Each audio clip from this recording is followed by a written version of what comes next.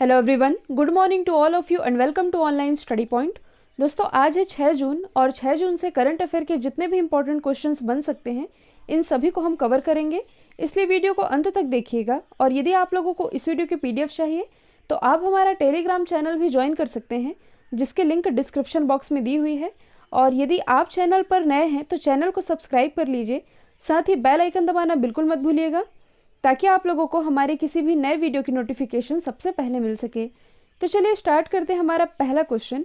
हाल ही में विश्व पर्यावरण दिवस कब मनाया गया है, यानी कि वर्ल्ड एनवायरनमेंट डे। तो ये भी हाल ही में मनाया गया है 5 जून को। और ये दिवस विश्व स्तर पर मनाया जाता है। और क्यों मनाया जाता है? तो पर्यावरण संरक्षण और लोगों में प्रकृति के महत्व के बारे में जागरूकता बढ़ाने के लिए ये दिवस मनाया जाता है 5 जून को। और इस बार जो वर्ल्ड एनवायरनमेंट डे मनाया गया है, इसकी थीम क्या रही है? तो इस बार किसकी थीम थी? जैव विविधता, या इसे आप कह सकते हैं बायोडाइवर्सिटी। तो इसकी थीम भी आप याद रखेंगे।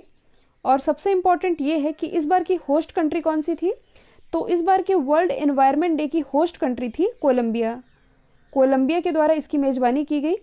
2018 में होस्ट किया था अपने देश भारत ने। पिछले वर्ष यानी कि 2019 में होस्ट किया था चाइना ने। और अब 2020 में होस्ट किया गया है कोलंबिया के द्वारा। तो होस्ट कंट्री भी आप याद रखेंगे। अब यदि हम अदर ऑप्शन को डिस्कस करें तो 1 जून को मनाया गया है वर्ल्ड मिल्क डे और ग्लोबल डे ऑफ पेरेंट्स। 2 जून को मनाया गया है तेलंगाना राज्य स्थापना दिवस। 3 जून को मनाया गया है वर्ल्ड बाइसिकल डे। और अब 5 जून को मनाया गया है वर्ल्ड एनवायरनमेंट डे। तो ये सभी आप याद रखेंगे। नेक्स्ट है, हाल ही में एशिया रीजन के लिए कॉमनवेल्थ शॉर्ट स्टोरी प्राइज ये किसने जीता है? तो ये भी हाल ही में जीत लिया है कृतिका पांडे ने। ये भारतीय हैं और उन्हें इनकी एक स्टोरी है the great Indian tee and snakes. इस स्टोरी के लिए इन्होंने जीता है Commonwealth short story prize Asia region के लिए। ध्यान दीजिएगा, ये जो अवार्ड है ये 5 रीजन में प्रदान किए गए हैं: अफ्रीका, एशिया, कनाडा, कैरेबियन और पैसिफिक। लेकिन यहाँ से इम्पॉर्टेंट है एशिया रीजन, क्योंकि जो कृतिका पांडे हैं ये बिलोंग करती हैं भारत से और इन्होंने एशिया रीजन के लिए ये अवार्ड जीता है। अब यदि हम अदर ऑप्शन को डिस्कस करें तो कुछ समय पहले ही जो रुचिका तोमर है, इन्हें पेन हेमिंग्वे अवार्ड से सम्मानित किया गया था इनके डेब्यू उपन्यास ए प्रेयर फॉर ट्रेवलर्स के लिए। जो पायल जांगिड़ है, इन्हें कुछ समय पहले ही Bill and Melinda Gates Foundation के द्वारा चेंज मेकर अवार्ड से सम्मानित किया जा चुका है। जबकि जो किरण मजुमदार शॉ हैं, जो कि है बायोकॉम की संस्थापक, इन्हें भी हाल ही में ऑस्ट्रेलिया के highest civilian honour order of Australia से सम्मानित किया जा चुका है। तो ये सभी आप याद रखेंगे। और अभी तक यदि आप लोगों ने ऑनलाइन स्टडी पॉइंट के जीके ब्रह्मास्त्र पीडीएफ को परचेस नहीं किया है तो इसे आप परचेस कर सकते हैं। इसके लिंक अभी भी ओपन है। और इस मास्टर पीडीएफ में हिस्ट्री, पॉलिटी, जियोग्राफी, इकोनॉमी और करंट अफेयर के सारे टॉपिक कवर कराए गए हैं, जो कि आपके आगामी किसी भी एग्जाम के पॉइंट ऑफ व्यू से इम्पॉर्टेंट है। नेक्स्ट है, हाल ही में किस राज्य की पुलिस ने डिप्रेशन से ग्रस्त कर्मियों के लिए स्पंदन अभियान की शुरुआत की है? तो इस अभियान की शुरुआत अभी हाल ही में की गई है छत्तीसगढ़ पुलिस के द्वारा। देखिए, जो छत्तीसगढ़ पुलिस है, इसने अपने कार्मिकों के मानसिक तनाव और डिप्रेशन की जांच के लिए एक तरह की एडवाइजरी सेशन, म्यूजिक और योगा थेरेपी की शुरुआत की है। और इसकी शुरुआत करने के लिए एक अभियान चलाया है जिसका नाम है स्पंदन। और इस अभियान का उद्देश्य है कि पुलिस फोर्स को डिप्रेशन और तनाव से दूर रखा जाए।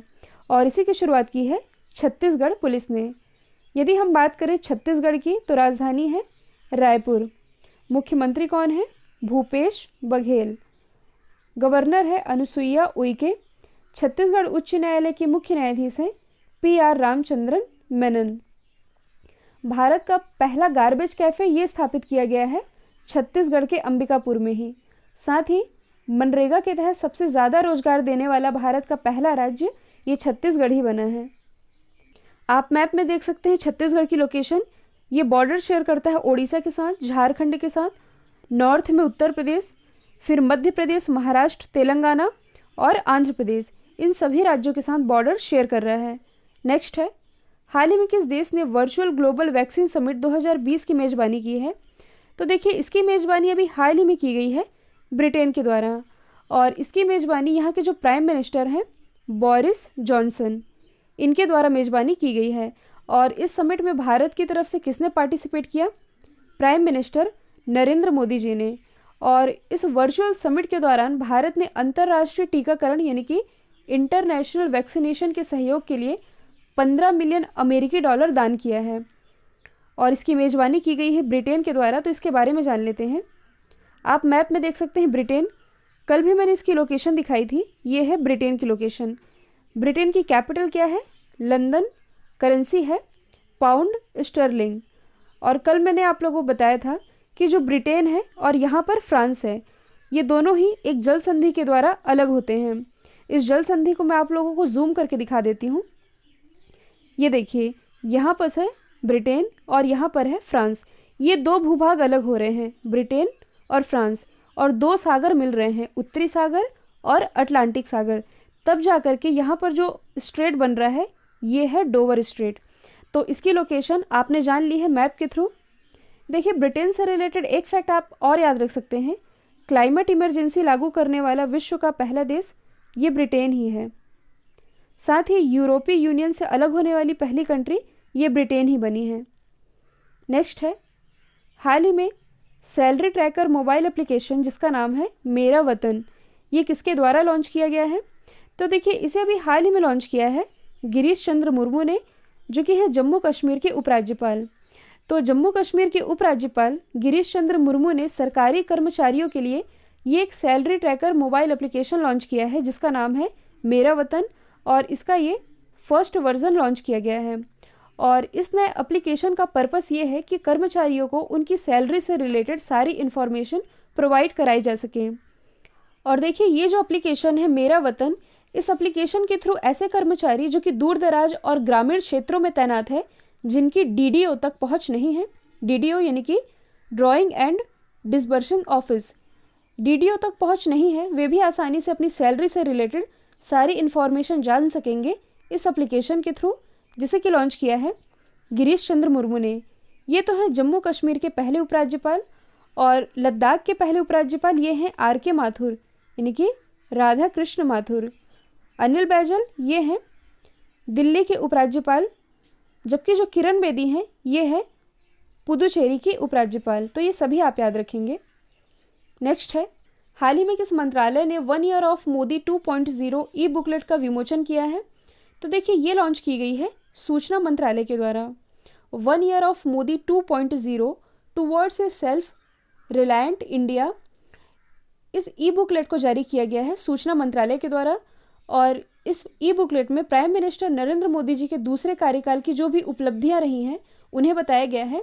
और आप सभी जानते हैं दूसरे कार्यकाल का ये पहला वर्षगांठ था, यानी कि दूसरे कार्यकाल का 1 साल समाप्त हो चुका है, और इसी के सूचक के रूप में इस ई बुकलेट को जारी किया है सूचना मंत्रालय ने।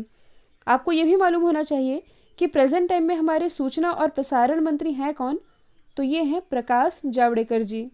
और यदि आप करंट से रिलेट करेंगे तो हाल ही में हमारे नए मुख्य सूचना आयुक्त भी बनाए गए हैं। इनका नाम क्या है? विमल जुल्का। तो ये भी आप याद रखेंगे। नेक्स्ट है, हाल ही में केंद्र सरकार ने किस पोर्ट ट्रस्ट का नाम बदल करके श्यामा प्रसाद मुखर्जी न्यास को मंजूरी दे दी है? तो देखिए, इसकी घोषणा पहले ही हो चुकी थी, लेकिन अब इसे मंजूरी मिल चुकी है। आप लोगों को मालूम भी होगा कि हाल ही में जो कोलकाता पोर्ट ट्रस्ट है, इसका नाम बदल कर दिया गया है श्यामा प्रसाद मुखर्जी पोर्ट। देखिए, जो श्यामा प्रसाद मुखर्जी थे, ये थे जनसंघ के संस्थापक, और इन्हीं के नाम पर इस पोर्ट का नाम रखा गया है। साथ ही जम्मू कश्मीर में जो स्थित है चेनानी नासरी सुरंग, इसका भी नाम बदलकर कुछ समय पहले ही किया गया है श्यामा प्रसाद मुखर्जी सुरंग। तो इनके नाम पर 2 स्थलों के नाम है और दोनों ही आप याद रखेंगे। हम मैप में देख लेते हैं वेस्ट बंगाल की लोकेशन। देखिए, यदि हम बात करें पश्चिम बंगाल की, तो यहाँ की कैपिटल क्या है? कोलकाता, जो कि हुगली नदी के किनारे बसा हुआ है। मुख्यमंत्री कौन है? तो ये है ममता बनर्जी। गवर्नर है जगदीप धनखड़, और कोलकाता उच्च न्यायालय के मुख्य न्यायाधीश ये हैं TBN राधाकृष्णन। आप मैप में देखेंगे कि ये जो वेस्ट बंगाल है ये किन किन स्टेट के साथ बॉर्डर शेयर कर रहा है। तो यहाँ पास है बिहार, इसके नीचे है झारखंड, और इसके नीचे है ओडिशा। और यदि आप इसके ईस्ट में देखेंगे तो ईस्ट में है बांग्लादेश। तो इन राज्यों के साथ ये बॉर्डर शेयर कर रहा है। नेक्स्ट है, हाल ही में किस देश ने 16 जून से 4 चाइनीज़ एयरलाइंस पर रोक लगाने का फैसला किया है? तो ये फैसला भी हाल ही में किया गया है अमेरिका के द्वारा। तो देखिए, आप सभी जानते हैं कि काफ़ी समय से चाइना और अमेरिका के बीच तनाव चल रहा था, लेकिन अब दोनों देशों के बीच ट्रेड और ट्रैवल को लेकर भी तनाव और ज़्यादा बढ़ चुका है। मतलब जो चाइनीज़ एयरलाइंस है उन पर रोक लगाने के बाद ये एयरलाइन न तो अमेरिका आएंगी और ना ही यहाँ से चाइना के लिए उड़ान भर सकेंगी, और ये बैन किया जाएगा 16 जून से अमेरिका के द्वारा। तो हम मैप में देख लेते हैं अमेरिका की लोकेशन। ये है नॉर्थ अमेरिका, ये है साउथ अमेरिका। और कल भी मैंने आप लोग बताया था, ये दोनों ही एक जल संधि के द्वारा जुड़े हुए हैं, और इस जल संधि को मैं आप लोगों को जूम करके दिखा देती हूँ। ये है जल संधि जिसका नाम है पनामा जल संधि। आप मैप में देखिए, बीचों बीच जाती है विषुवत रेखा यानी कि इक्वेटर लाइन, इसके ऊपर में है कर्क रेखा। कर्क रेखा भारत के बीचों बीच से होकर गुजर रही है, आप देख सकते हैं, और नीचे में है मकर रेखा। तो यहाँ से आप एक चीज़ और याद रख सकते हैं, जो अफ्रीका महाद्वीप है, आप मैप में देख रहे हैं, ये एकमात्र ऐसा महाद्वीप है जिस पर से तीनों रेखाएं गुजरती है, यानी कि कर्क रेखा, मकर रेखा और विषुवत रेखा, ये तीनों ही रेखाएं गुजर रही हैं। तो ये आप याद रखेंगे। नेक्स्ट है, हाल ही में किस राज्य ने कोविड-19 के प्रति जागरूकता फैलाने के लिए मिशन फतेह की शुरुआत की है? तो मिशन फतेह अभियान, इसकी शुरुआत अभी हाल ही में की गई है पंजाब गवर्नमेंट के द्वारा, और यहाँ के जो चीफ मिनिस्टर हैं कैप्टन अमरिंदर सिंह, इन्होंने इस अभियान की शुरुआत की है।